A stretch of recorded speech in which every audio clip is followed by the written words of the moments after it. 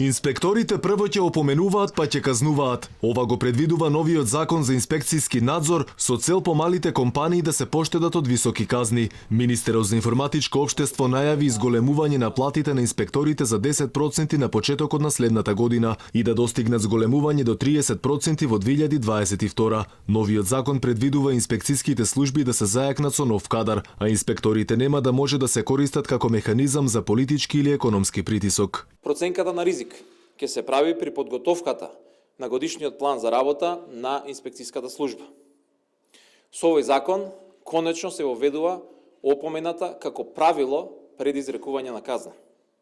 Инспекцијскиот надзор мора да престане да биде механизам за полнење на буџетот. Согласно досегашните правила, кои што беа прилично не одговара на реалноста, немаше да може никој да стане инспектор во следните неколку години. Значи сега отвараме можноста.